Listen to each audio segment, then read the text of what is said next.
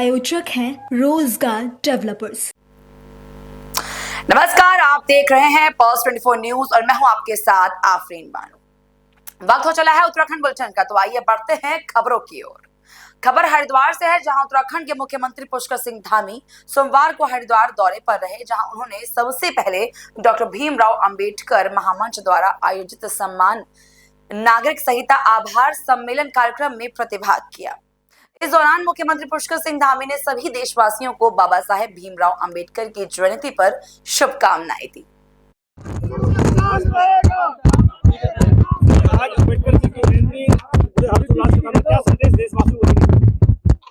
मैं सबसे पहले तो भारत रत्न डॉक्टर बाबा साहब अम्बेडकर जी के जन्मदिवस पर सभी को बधाई देता हूँ, शुभकामनाएं देता हूँ।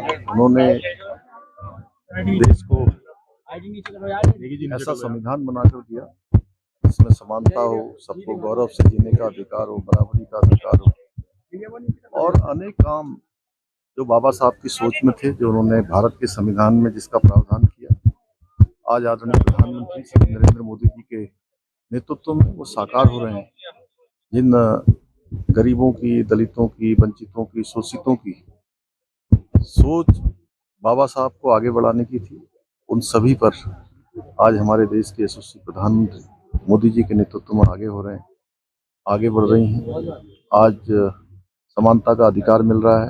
उत्तराखंड राज्य में बाबा साहब ने जो भारत के संविधान के अनुच्छेद 44 में समान नागरिक संहिता का प्रावधान किया था, उसकी शुरुआत देवभूमि उत्तराखंड से हो गई है, और ये बाबा साहब को सच्ची श्रद्धांजलि है जो उन्होंने प्रावधान किया। पुष्कर धामी जिंदाबाद।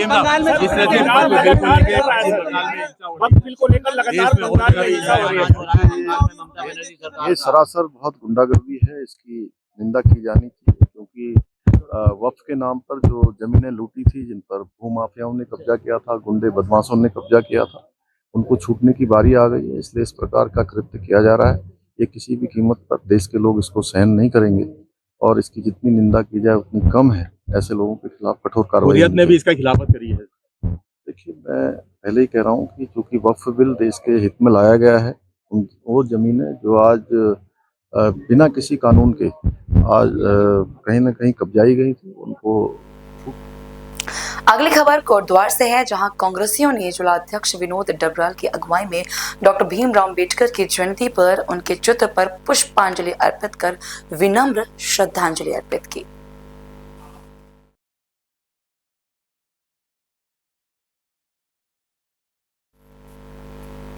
आज हम बात कर रहे हैं एक ऐसे आयोजन की जो केवल एक खेल कार्यक्रम नहीं, बल्कि एक युवा के सपनों और समर्पण को सलाम है। यह आयोजन समर्पित है स्वर्गीय तनिष्क चौधरी को, उत्तराखंड के देहरादून शहर का एक 14 वर्षीय होनहार एमटीबी साइकिलिस्ट, जिसने कम उम्र में ही खेल के प्रति गहरा समर्पण और साहस दिखाया। 2019 में एमटीबी नेशनल्स की तैयारी करते समय एक दुखद सड़क हादसे में जब एक नशे में धुत चालक ने उसकी जान ले ली, तब पूरा साइकिलिंग समुदाय सदमे में चला गया। पर कहते हैं ना, सपनों को कोई नहीं मार सकता। तनिष्क का सपना अब इस आयोजन के जरिए हर साल जिया जाता है। और आइए जानते हैं, यहाँ पर अभी मैराथन साइकिल तो स्टार्ट हो चुकी है, और आइए पार्षद जी से बात करते हैं क्षेत्र के, जिनका पूरा समर्थन रहा इस रैली को लेकर। थोड़ा सा जानते हैं पार्षद जी। नमस्कार। तो बताइए कि क्या उद्देश्य है इसके पीछे? उद्देश्य आपके विजय प्रताप जी एडवेंस रैली का जो उद्देश्य है वो ये है कि तनिष्क चौधरी जो एक साइकिलिस्ट था देहरादून का, जिसकी मृत्यु एक एक्सीडेंट में हो गई थी, तो उसके याद में ये आपके हर साल इसको इवेंट को कराते हैं, और जितने भी युवा हमारे पार्टिसिपेंट्स हैं, साइकिलिस्ट हैं, उनको एक प्लेटफॉर्म देते हैं कि वो एक आपके हर साल उनको एक ऐसा प्लेटफॉर्म जहाँ से वो प्रोत्साहित हो सके और कि साइकिलिस्ट के प्रति और खेल के प्रति। तो ये लोग एडवेंचर आपके हर साल ही करता है। तो ये आपके अपने स्तर पे कर रहे हैं या कोई नहीं, हमारा तो एक सपोर्टिव रोल है। एज एक सपोर्टिव हम टीम इनके साथ जुड़े हैं, और ये मेन जो काम है एडवेंचर और विजय प्रताप जी का ही। और ये कितने दिन रहेगा? अभी ये 2 दिन रहेगा, आज और कल का इवेंट है, और इसमें आपके महाराष्ट्र से, पुणे से, दिल्ली से, यूपी से और उत्तराखंड के कई पार्टिसिपेंट्स आपके हिस्सा ले रहे हैं। बहुत बहुत धन्यवाद। Thank you. नमस्कार, गुड मॉर्निंग, सुप्रभात। आज मैं कैनाल रोड में, राजपुर रोड में आ रखा हूँ, जहाँ पे आज साइकिल मैराथन शुरू होने वाली है। तो आइए इसके बारे में जानते हैं, हमारे ऑर्गेनाइजर से मिलते हैं। नमस्कार। नमस्कार सर। ये जो साइकिल मैराथन जो आप ये करवाते हैं, ये कितने वर्षों से आप लोग करवा रहे हैं इसे? सर ये हम 2019 से शुरू करी थी हमने। उससे पहले हम रेस कराते थे और भी रेसें कराते थे। तो तनिष्क हमारा रेगुलर पार्टिसिपेंट था साइकिलिस्ट, और उत्तराखंड की नेशनल टीम का हिस्सा था, अंडर 14 टीम का। वो उस टाइम 2018 में भी एक सड़क दुर्घटना में एक ड्रंक ड्राइवर ने उसका मतलब एक मर्डरी में बोलूंगा वो कर दिया था। तो हमने फिर अपना रेस को उसी के याद में हम हर साल कर रहे हैं, और हम अभी भी उसके लिए जस्टिस मांग रहे हैं। 5-6 साल हो गए। तो हर बार हमारी ये कोशिश रहती है कि इंडिया से साइकिलिस्ट आते हैं, हर स्टेट से ऑलमोस्ट यहाँ पर साइकिलिस्ट हैं। तो एक यूनिटी दिखाई है साइकिलिस्टों ने कि हाँ हर किसी की जान भी कीमती है, और ये साइकिलिस्ट सिर्फ उसी के लिए यहाँ पर आते हैं दूर दूर से। तो ये हमारा एक मैसेज रहता है रोड सेफ्टी का और इन चीजों का। इससे ये जो साइकिल रेस जो मैराथन हो रही है, इसमें जो आपने बताया कि अदर स्टेट्स के भी आ रखे हैं, तो इसमें बता सकते हैं कौन कौन से स्टेट से है इस वक्त ये जो साइकिलिस्ट है? अभी हमारे पास यहाँ पे हिमाचल से राइडर हैं, हमारे पास झारखंड से भी राइडर हैं, एमपी से हैं, दिल्ली से हैं, यूपी से हैं, और उत्तराखंड स्टेट से राइडर हैं। कुछ राइडर साउथ में पुणे महाराष्ट्र से भी हैं। तो ये कितने दिन तक चलेगी? आप बता रहे थे कि 2-3 दिन मैराथन चलेगी। ये आज हमारा फर्स्ट स्टेज पहला दिन आज है, और कल हमारा सेकंड डे रहेगा। 2 दिन का ये स्टेज रहता है हमारा। अच्छा अच्छा। तो इसमें क्राइटेरिया भी रख रखा है आपने, जूनियर सीनियर्स वगैरह का कैसा है? जो छोटे, मैं यहाँ पे देख रहा हूँ कि ये छोटे छोटे बच्चे भी आ रखे हैं, इनका भी काफी जोश है। तो इनका भी कुछ है? हाँ, इसमें हमारा हर एज कैटेगरी का हमारा वो रहता है। अंडर 18 से लेके 70 प्लस तक के राइडर यहाँ पर हैं, 70 साल प्लस तक के। और हर एज कैटेगरी मतलब हमारा सीधी सी वो है कि हर कोई साइकिलिंग करे तो अच्छा है, स्वास्थ्य के लिए भी अच्छा है, रोड सेफ्टी के लिए भी अच्छा है। तो ये मैसेज रहता है। और मतलब हमें लोकल सपोर्ट भी मिलता है, ये सारा सपोर्ट से होता है। सर यहाँ पर हैं, सुमेंद्र सर हैं यहाँ पर, और भी जितने भी लोग साइकिलिंग कम्युनिटी से हमारे जुड़े हैं। तो ये सब हम मिलके ये ऑर्गेनाइज करते हैं हर साल। तो आइए सुरेंद्र जी से भी कुछ जान लेते हैं हम लोग। नमस्कार। तो आप इस कमेटी के अंदर किस उस पोस्ट में या क्या है? आप ऑर्गेनाइजर है, सेक्रेटरी है? सपोर्टिव रोल में हूँ, और ये एडवेंट्रिल और आपके विजय प्रताप सिंह जी उनकी पूरी टीम के द्वारा हर साल एक आपकी जो तनिष्क चौधरी उनकी याद में कराया जाता है, उनको श्रद्धांजलि दी जाती है तनिष्क चौधरी जी को। और मेरे को बड़ी खुशी है कि ये आपके यहाँ पर स्टेप ले रहे हैं इन लोगों ने, जिससे कि बच्चे एक तो आपके स्पोर्ट्स की तरफ आकर्षित होते ही हैं, और नशों से दूर होता है। एक बच्चों को नशों से दूर करना बहुत जरूरी है आजकल, और ये लोग जो बहुत बड़ा काम कर रहे हैं, और मैं इसमें एक सपोर्टिव रोल में इनके साथ जुड़ा हूँ। जैसा कि आपने बोला नशे से बहुत बढ़िया काम कर रहे हैं, क्योंकि आज की डेट में देख रहा हूँ छोटे बच्चे, युवा और जो भी हैं, ये आजकल नशों की ओर ज्यादा भाग रहे हैं। तो इसी के लिए उसमें आपने कहा कि नशे से दूर रहे तो सबसे बढ़िया है, और ये सेहत के लिए भी फायदेमंद है, हेल्दी लाइफ के लिए। तो आओ जरा हम लोग इन लोगों से पूछते हैं जो छोटे छोटे बच्चे आ रखे हैं। बेटा आपका नाम क्या है? शौर्य सिंह रावत। शौर्य सिंह रावत। कौन सी क्लास में हो आप? 7th में। तो आप साइकिलिंग करने आए हो यहाँ? तो पूरा है कि आप जीतोगे? आप पता नहीं। अरे कॉन्फिडेंस नहीं है आपको? मजा आ रहा है वैसे? हाँ, मजा तो आ रहा है। मजा आ रहा है। आपका नाम? आप भी साइकिल मिले? कैसा लग रहा है आपको इस अभी रेस के लिए? अच्छा लग रहा है। अच्छा लग रहा है। पूरा उम्मीद है जीते कोई? पता नहीं। अरे जोश तो होना चाहिए। अभी कुछ नहीं। कौन सी क्लास में हो आप? 9th में। Very good. और आप? मेरा नाम है भानु, मैं हूँ ऋषिकेश से। अच्छा। और आज उम्मीद है कि पोडियम में आ जाए। मतलब पूरी उम्मीद है। आप ऋषिकेश से आए हो, तो देख सकते हैं आप भी यहाँ से कहाँ से आए हैं लोग। और आप लोग? मैं देहरादून से हैं। पौड़ी से कौन है? नहीं रहते हम देहरादून में, लेकिन है पौड़ी से। अच्छा, रहते देहरादून में हो, पौड़ी से। तो सब ये रेस के लिए आ रखे हैं। ठीक है। अब यहाँ पे हम देखते हैं कि ओल्ड एज से भी आ रखे हैं काफी लोग। तो अब आपका नाम सर? MS कालरा। तो आप भी इस रेस में? बहुत बढ़िया। आपको देख के तो काफी अच्छा लगा है कि आपको तो देख के प्रेरणा मिलनी चाहिए बच्चों को कि बड़े बड़े एज के लोग भी यहाँ पे आके रेसिंग कर रहे हैं। तो इसके बारे में कुछ कहना चाहेंगे आप? बिल्कुल, हमेशा पार्टिसिपेट जरूर करो, जितनी कोशिश करो, जितना चाहे बैडमिंटन हो साइकिलिंग हो करते रहो, बस अपनी बॉडी को फिट रखो और नशे से दूर रखो। बहुत बिल्कुल, नशा तो होना ही नहीं चाहिए। तो नशे के बारे में क्या कहना चाहोगे आप, जो आज की डेट में युवा और बच्चे जो नशे की ओर भाग रहे हैं, इसके बारे में कुछ कहोगे आप? बिल्कुल, नशा तो सबसे बुरी चीज है, नशे से तो दूर रहना ही चाहिए, नशे की आदत बिल्कुल नहीं होनी चाहिए। नमस्कार, गुड मॉर्निंग, सुप्रभात। कल जो यहाँ पे साइकिल की जो मैराथन हुई थी, ये क्या तनिष्क मेमोरियल के नाम से, तो आज उसका प्राइज डिस्ट्रीब्यूशन हुआ है। तो उसमें जिन बच्चों ने प्राइज जीता है, तो आओ मैं उनसे मिलवाता हूँ। जिसने फर्स्ट प्राइज जीता है, मैं उनके पास आपको लेता हूँ। उनसे कुछ जानते हैं और कुछ उनसे पूछते भी हैं। कैसे हैं आप? बढ़िया सर, बढ़िया। आपका नाम? आयुष नेगी। आयुष जी, कब से आप ये साइकिल चला रहे हो और इतनी छोटी सी उम्र में आप इतने बड़े मुकाम पे पहुंच चुके हो? सुना है कि आप उत्तराखंड लेवल में भी आप ये साइकिल चला रहे हैं।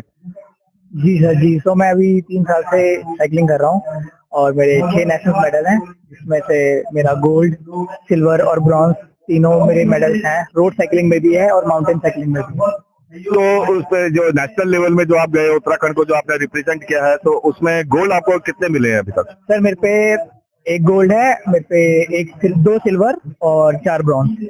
तो आने वाले टाइम पे तो हम तो यही चाहते हैं कि आप इंडिया भी रिप्रेजेंट करें। तो उसके लिए, इंडिया रिप्रेजेंट करने के लिए आप क्या मेहनत कर रहे हैं, जरा हमारे दर्शकों को बताइए।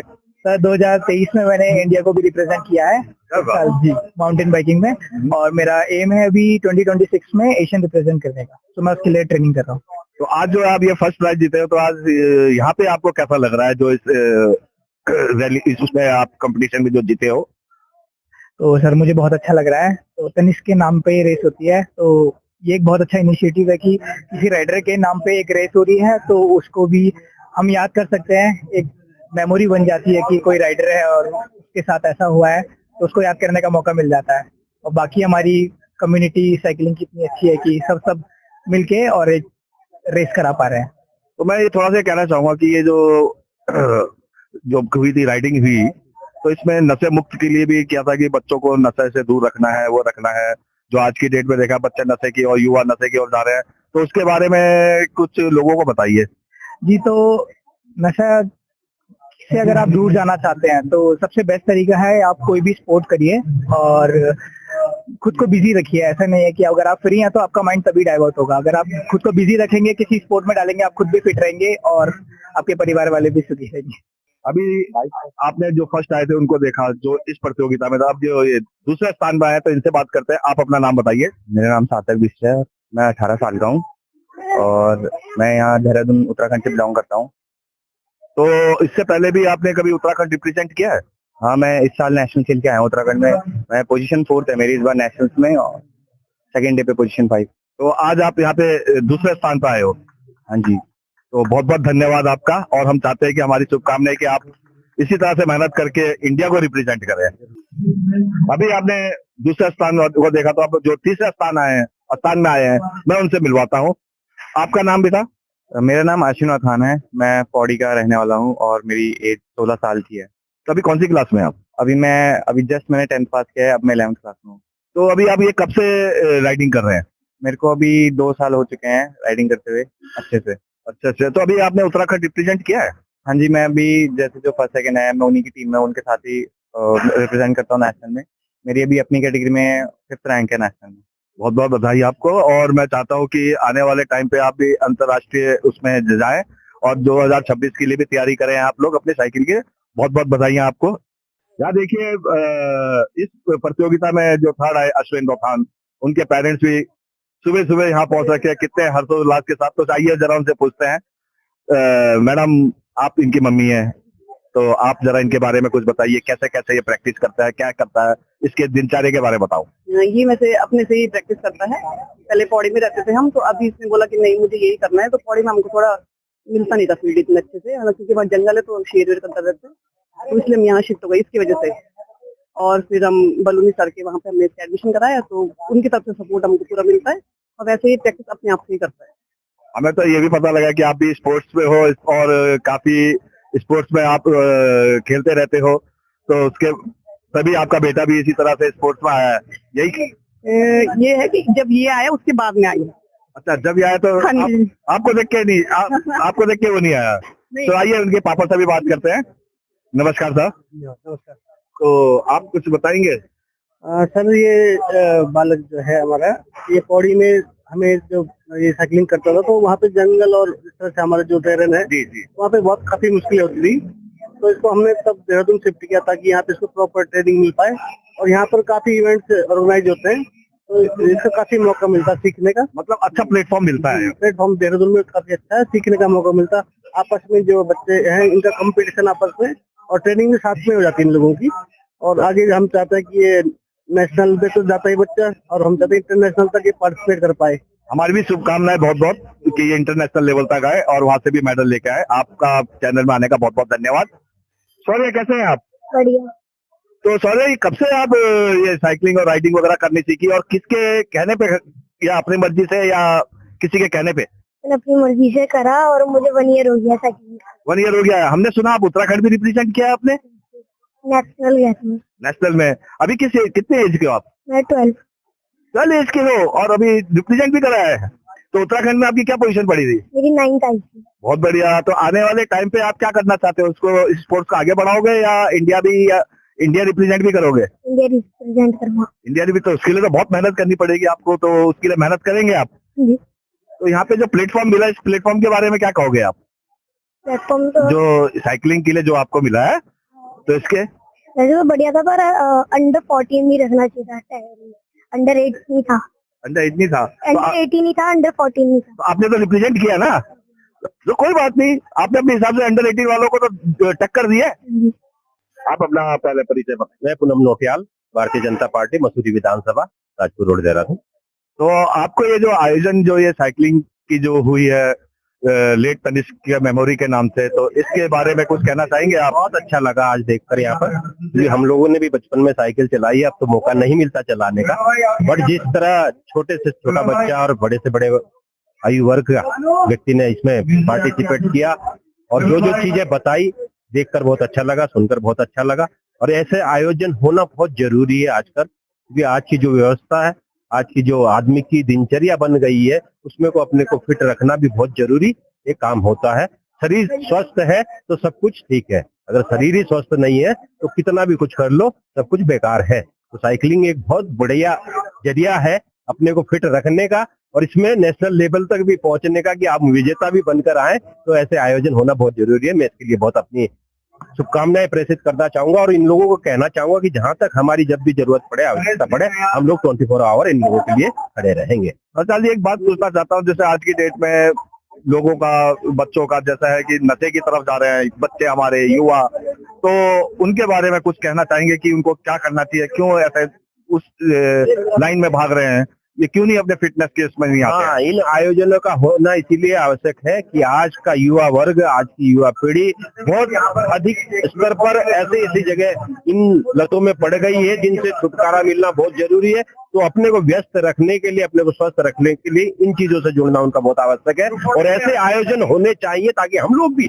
उन लोगों को एंगेज कर सके और उन लतों से छुड़ा सके। नोटियाल जी, मैं तो ये चाहता हूँ कि जिस तरह से आयोजन हो, तो इसमें थोड़ा सा सरकार से कुछ, जैसे इनके आर्थिक वगैरह, जैसे इनके प्राइज वाइज के लिए, तो थोड़ा सा इसके बारे में आप क्या कहना चाहेंगे? कि सरकार भी लगातार इस तरह के प्रोग्राम निरंतर चलाती रहती है। कुछ ही समय पहले आपने देखा होगा, माननीय मुख्यमंत्री मुस्कुर सिंह धामी जी ने हमारे अपना इसमें गांधी पार्क से ऐसी रैली निकाली थी, उसका आपने फ्लैग दिखाया था। और ये आयोजन सरकार द्वारा नित किए जा रहे हैं, मगर इसको थोड़ा और बढ़ावा देने की जरूरत है, ताकि हम लोग इन छोटे बालकों को कहीं ना कहीं इंगेज कर रखें और उनको जिस तरह की भी आवश्यकता पड़े, सरकार उसमें अपना सहयोग करे।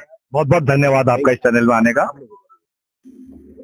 आइए, मैं अभी कोच साहब से मिलवाता हूँ, तो वो खुद ही अपने बारे में बताएंगे किस चीज के कोच है, क्या नहीं है। तो थोड़ा सा आप भी। नमस्कार साहब। पहले तो बहुत बहुत धन्यवाद आपका और नमस्कार। बिल्कुल, मेरा नाम नरेश सिंह निहाल है और मैं राष्ट्रीय दृष्टि दिव्यांगजन सशक्तिकरण संस्थान जो कि राजपुर रोड पर है, मैं वहां पर कोच हूँ, पैरा स्पोर्ट्स देखता हूँ और इस वक्त इंडियन ब्लाइंड फुटबॉल टीम का असिस्टेंट कोच हूँ। लेकिन आज इवेंट की बात करेंगे, क्योंकि इवेंट में हूँ मैं, तो एडवन थ्रिल का जो ये फुटहिल चैलेंज था, फुटहिल एमटीबी चैलेंज, जिसमें दूर दूर से अन्य प्रदेशों से भी लोग आए हुए हैं। और जहां तक फाउंडर विजय प्रताप सिंह की बात है, ये प्रमोट करते रहते हैं साइकिलिंग को और यूथ को प्रमोट करते हैं, पहाड़ों को प्रमोट करते हैं। हमें अच्छा लगता है इस तरह के इवेंट से जुड़ने में। और आप लोगों का बहुत बहुत धन्यवाद कहूंगा मीडिया का कि आप लोग आते हैं तो आप लोगों की ही वजह से हम लोग लोगों तक पहुंच पाते हैं और ये इवेंट्स लोगों तक पहुंच पाते हैं। आजकल बहुत जरूरी है समाज में, जिस तरह से बाकी चीजें हो गई हैं, पेरेंट्स बहुत कंसर्न लेने लगे हैं, तो उनके लिए बहुत जरूरी है इस तरह के इवेंट्स में पार्टिसिपेट करने के लिए। आने वाले आप उनके पेज को फॉलो कर सकते हैं, जितने भी इवेंट ऑर्गेनाइजर्स हैं, एडवेंचरल है, तो आपको इवेंट्स के बारे में भी पता लगता रहेगा। और खासकर आप लोगों का बहुत बहुत धन्यवाद। ऋषिकेश से देहरादून में रेस के लिए आए तो आप उनसे जानते हैं। नमस्कार साहब। नमस्कार। तो आप अपने बच्चे या लड़के या लड़की किसको लेके आए हो यहाँ पे? अपने बेटे को लेके आया सूर्या सिंह। अच्छा, वो कौन सी क्लास में है वो अभी? सूर्या सिंह अभी 12th में है। 12th में। अच्छा, आप उनके साथ आए हैं। अच्छा, बहुत बढ़िया किया आपने। तो किस समय आ गए थे आप यहाँ पे? हम लोग ऋषिकेश से मॉर्निंग में चले थे और बेटे को हमने यहाँ पे कल शाम को ड्रॉप कर दिया था हम लोगों ने। अच्छा। तो देखिए, जो ये प्रयास ये कर रहे हैं नशे से दूर बच्चों के लिए, जो आज की डेट में आपने देखा है कि हर कोई बच्चा युवा सब नशे की ओर भाग रहे हैं, तो इसके बारे में कुछ कहना चाहेंगे कि जो ये साइकिल रेस हुई है इसके द्वारा कुछ अच्छा हो सकता है? बहुत कुछ अच्छा हो सकता है। और ये स्पेशली उत्तराखंड के हिसाब से देखें तो यहाँ पे बच्चों का जो उत्साह देखा है हमने, बहुत जबरदस्त है और ये बहुत आगे लेके जाएगा, हमारे देश को भी लेके जाएगा और हमारे स्टेट को भी आगे लेके जाएगा। अच्छा। आप उनकी बहन है? ये बहन। आप कुछ कहना चाहोगे साइकिल रेस के बारे में जो आज ये देहरादून में हुई है जो अभी? मन तो था कि मैं भी पार्टिसिपेट कर दूं, लेकिन मेरा स्पोर्ट अलग है, अपने भैया को सपोर्ट करने के लिए ही आई हूँ इधर। आप कौन से स्पोर्ट्स में? मैं कराटे। अरे वाह, कराटे में है वो। तो आप आ जाते क्यों नहीं करा फिर आपने? ये तो स्पोर्ट्स होता है, तो किसी भी गेम में हो चाहे कुछ भी हो, कोई भी गेम होता है। स्पोर्ट्स जो मैन या स्पोर्ट्स जो भी होता है, कोई भी गेम खेल लेता है, वो तो मालूम है। अरे मतलब मेरी तबीयत उतनी अभी इस टाइम पे अच्छी नहीं है ना, इसलिए मैंने लिया नहीं। वैसे अपने भैया को सपोर्ट करना। तो अपने भैया को सपोर्ट करने आए हो और उसको फर्स्ट देखना चाहते हो। Very good. आप उनकी मम्मी है, तो आप भी बड़े उत्साह से यहाँ पे ऋषिकेश से देहरादून में आए हो, तो क्या लग रहा है आपको? कैसा लग रहा है? बहुत अच्छा लग रहा है। बच्चों का पार्टिसिपेशन होना जरूरी है फर्स्ट, और किसी पोजीशन की ऐसी कोई लालसा नहीं है हमारी। एक तो इन्वायरमेंट फ्रेंडली है, ये मैसेज देता है कि हमें बच्चे 4 व्हीलर और 2 व्हीलर पे भी रैश ड्राइविंग करते हैं, तो एक तो एक्सीडेंट से हमें बचाना है, रैश ड्राइविंग नहीं करनी है। और साइकिल से आप जितना ट्रैवल करते हैं आप एनवायरनमेंट को सेफ जोन में रखते हैं। आप एक बच्चे की मम्मी हो, आप तो अच्छी तरह से जानते हो कि अगर जैसे कोई बच्चा नशे में आज की डेट में जैसे देख रहे हो कि काफी हर जगह नशे में बच्चा डूब रहा है, युवा डूब रहा है, तो इसके बारे में कुछ कहना चाहेंगे आप एक मदर होने के नाते? हाँ, पेरेंट्स को एक तो उन पे वॉच रखना चाहिए और इतना भी फाइनेंशियल फ्रीडम नहीं देना चाहिए कि उस फ्रीडम को वो मिसयूज करे। तो फ्रीडम के साथ रिस्पॉन्सिबिलिटी आती है, तो उस चीज का पहले एहसास अपने बच्चों को कराना चाहिए, तब फाइनेंशियली उनको इंडिपेंडेंट बनाना चाहिए। मतलब आपका कहना यह है कि पेरेंट्स को ही अपने बच्चों को, parents is like a gardener, और हम अपने पौधे को, अपने बच्चे को जिस तरह से ट्रेन करेंगे, सींचेंगे, जब जरूरत होती है काटने छाटने की तो वो भी हम करते हैं। तो जहाँ हमें काटने छाटने से मतलब है जब हमको समझाना हो, डांटने की जरूरत पड़ती है, तो वो भी हमें करना चाहिए। मतलब ये कहने का कि बच्चों को पॉकेट मनी उतनी देनी चाहिए कि जो उनके खर्चे के लिए हो, ज्यादा से ज्यादा नहीं देनी चाहिए। वही मतलब फाइनेंशियली आप इंडिपेंडेंट बनाते हैं, उनको थोड़ी फ्रीडम प्रोवाइड करते हैं, लेकिन उसकी रिस्पॉन्सिबिलिटी आप पहले उनको एक्नॉलेज करिए, तब उनको फाइनेंशियली इंडिपेंडेंट बनाए। अभी भी चलाता हूँ, लेकिन थोड़ा तबियत खराब होने की वजह से आजकल नहीं चला रहा हूँ जी। तो मैंने सुना कि आप यहाँ पे मतलब ये जो साइकिल के उसके आप रेफरी भी हैं? हाँ, रेफरी इससे पहले भी जो हुआ था उसमें भी मैंने रेफरीशिप करी थी, इसमें भी कर रहा हूँ। अच्छा। तो आप कब से ये साइकिल चला रहे हो? कितने साल हो गए आप? साइकिल में पिछले 10-12 साल से चला रहा हूँ जी, MTV चला था। अच्छा। तो आप क्या प्रेरणा देना चाहते हो बच्चों को, जो आज की डेट में युवा और जो बच्चे हैं, कि वो स्पोर्ट्स में आए या साइकिल में कोई भी स्पोर्ट्स खेले, किसके बारे में आप क्या कहना चाहेंगे? खेलना चाहिए, ये शरीर के लिए बहुत अच्छा रहता है और इसमें नाम और फेम दोनों मिलता है, काफी प्रसिद्धि भी मिलती है खेलों में। मैं पिछले 10-12 साल से मैं रनर भी हूँ, मैं मास्टर रनर हूँ और मैं 10 किलोमीटर, 21 किलोमीटर, 5 किलोमीटर दौड़ता हूँ। तो देहरादून में इस दौरान काफी टूर्नामेंट भी बहुत होते रहते हैं, इसके साइकिलिंग के भी और प्लस रनिंग के भी। तो हम भी मैं भी खुद सब जगह पार्टिसिपेट करता हूँ। हमारे अलग अलग देहरादून में कम से कम साइकिल के 4-5 क्लब है, तो सभी जगह में पार्टिसिपेट करता हूँ। ये करना चाहिए क्योंकि एक हेल्थ के लिए अच्छा होता है और इसमें जो है हमारा, और देहरादून जो है कि इतना ब्यूटीफुल प्लेस है साइकिलिंग के लिए कि आपको इसमें जब आप इसमें साइकिल चलाते हो हर प्रकार का टेरेन मिलता है यहाँ पे। ब्यूटीफुल। आपको आनंद आएगा चला के, आपकी ताकत भी लगेगी और वो भी आपका दिमाग भी खुलेगा। सकलानी जी, आपको देख के तो हमें भी जोश आ रहा है कि हमें भी कुछ करना चाहिए, हमें भी खेलना चाहिए। तो आपको इस चैनल में आने का बहुत बहुत धन्यवाद। धन्यवाद सर। वरिष्ठ पुलिस अधीक्षक पौड़ी के निर्देशन में अग्निशमन सेवा समाप्त के अवसर पर अपर पुलिस अधीक्षक संचार ने अग्निशमन रैली को हरी झंडी दिखाकर रवाना किया। इस अवसर पर अपने कर्तव्यों का निर्वहन करते हुए अपने प्राणों की आहुति देने वाले अग्निशमन क्रमिकों को श्रद्धांजलि दी गई।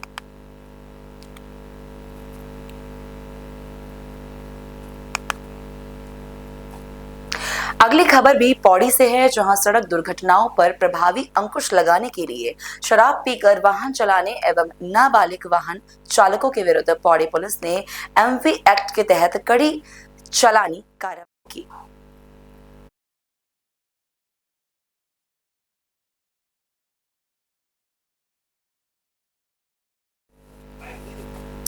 भारत रत्न डॉक्टर भीमराव अंबेडकर की 134वीं जयंती के अवसर पर देहरादून शिमला बाईपास रोड के पास नया गांव पेलियो में बड़ी ही धूमधाम से अंबेडकर जयंती मनाई और भव्य शोभा यात्रा का शुभारंभ किया गया, जिसमें युवा, महिला, बुजुर्ग सब ने बढ़ चढ़कर हिस्सा लिया। इस मौके पर कार्यक्रम संयोजक ने कहा कि बाबा साहेब भीमराव अंबेडकर जी ने जिस तरह के भारत का सपना देखा था, उसको साकार करने की हमारी ये मुहिम अभी भी जारी है। और क्या कहा, सुनिए। भारत रत्न डॉक्टर भीमराव अंबेडकर की आज 134वीं जयंती है। डॉक्टर भीमराव अंबेडकर ने समाज में समानता, न्याय और स्वतंत्रता के कार्य में कई अहम कदम उठाए हैं। साथ ही उन्होंने दलितों की वकालत की है, उनके अधिकारों के लिए वकालत की है। साथ ही उन्होंने भारतीय संविधान के निर्माण में एक अहम भूमिका निभाई। आप देख सकते हैं इस वक्त देहरादून के शिमला बाईपास रोड के पास स्थित नया गांव है और नया गांव पेलियो में यहाँ पर शोभा यात्रा निकाली जा रही है और शोभा यात्रा में आप देख सकते हैं कि यहाँ पर लोगों में कितना उत्साह नजर आ रहा है। आइए आगे की तस्वीरें हम आपको दिखाते हैं। तो किस तरीके से पूरा उत्साह के साथ बच्चे, बुजुर्ग, महिलाएं सब इस शोभा यात्रा का हिस्सा बने हैं।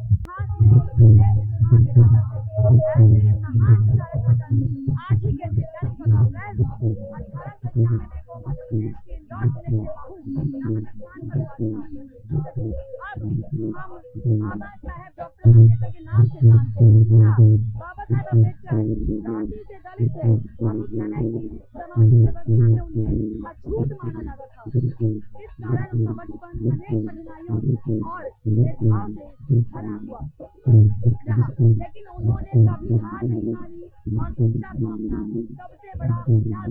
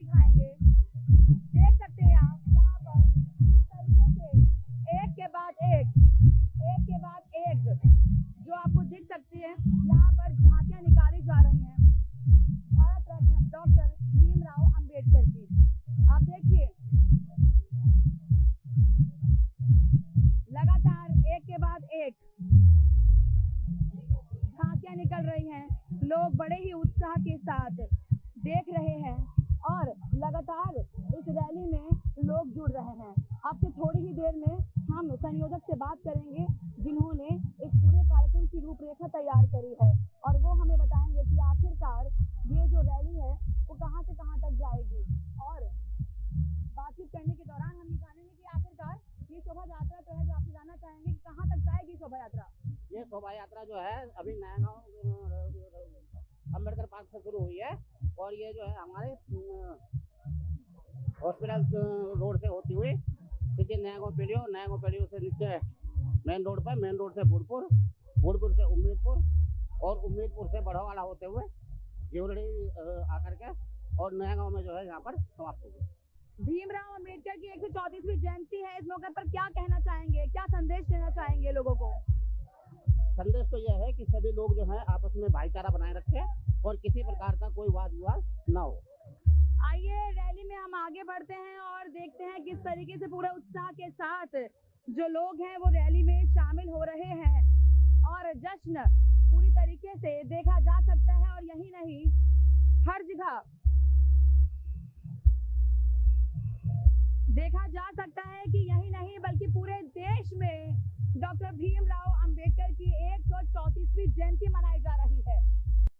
आज भारत रत्न डॉक्टर भीमराव अंबेडकर की 134वीं जयंती है और आप देख सकते हैं मेरे पीछे इस वक्त 134वीं जो उनकी जयंती है, इस मौके पर देहरादून स्थित आज बाबा साहेब की 134वीं जयंती है। इस मौके पर आप बाबा साहेब के लिए क्या कुछ कहना चाहेंगे?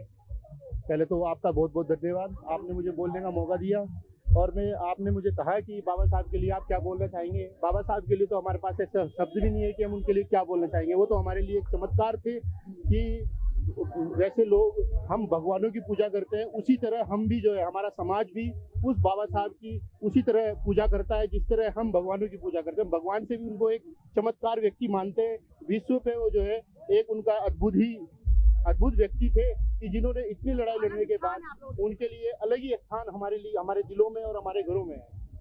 और क्या कुछ जिक्र कर रहे थे आप थोड़ी देर पहले कि जिस तरीके की भारत की तस्वीर उन्होंने देखी थी, उस तरह का भारत आखिर कब तक बन पाएगा और उसकी जो मुहिम है वो जारी है। वो जब लंदन से अपनी पढ़ाई पूरी करके आए थे तो उन्होंने एक सपना देखा था कि मेरा भारत इस तरह का होना चाहिए कि उसके बाद जब वो अपनी पढ़ाई पूरी करने के बाद यहाँ आए, भारत में आए थे, तो उनको भी कई लोगों ने पानी पीने नहीं दिया।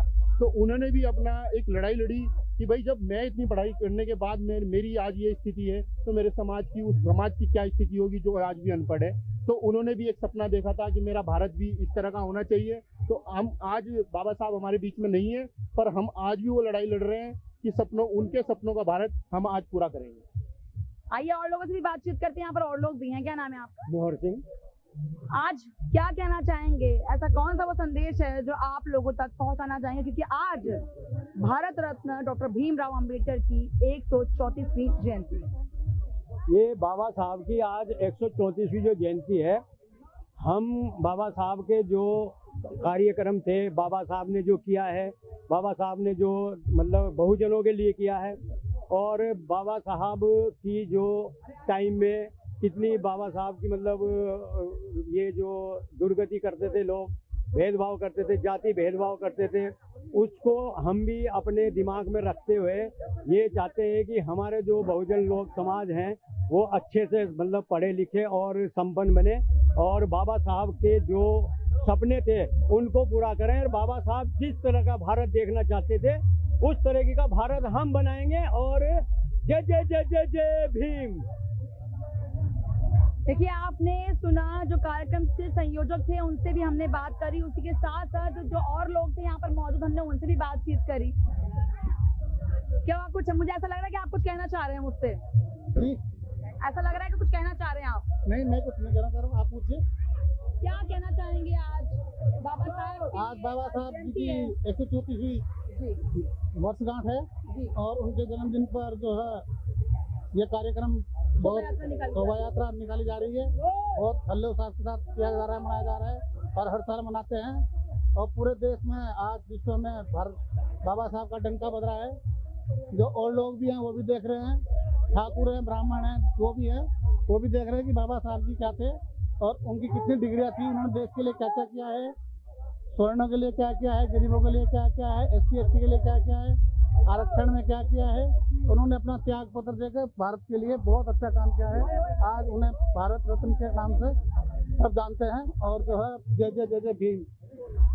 देखिए, अभी आपने सुना कार्यक्रम के संयोजक थे, उनको सुना, इसी के साथ साथ आपने जो यहाँ पर मौजूद लोग थे उन लोगों को सुना, जिनका साफ तौर पर ये कहना है कि देखिए, भारत रत्न डॉक्टर भीमराव अंबेडकर ने जो कुछ भी समाज के लिए किया, चाहे वो समाज में समानता लाना हो, चाहे वो न्याय और स्वतंत्रता की लड़ाई लड़ना हो, या फिर भारतीय संविधान के निर्माण में एक अहम भूमिका निभाना हो, हर एक कार्य को उन्होंने पूरी तरीके से संपन्न किया है। लेकिन वही इनका ये भी इन लोगों का ये कहना है कि देखिए, जिस तरीके से बाबा भीमराव अंबेडकर ने हमारे लिए जो कुछ भी किया है उसको हम सदैव याद रहेंगे और वो सदैव अमर रहेंगे।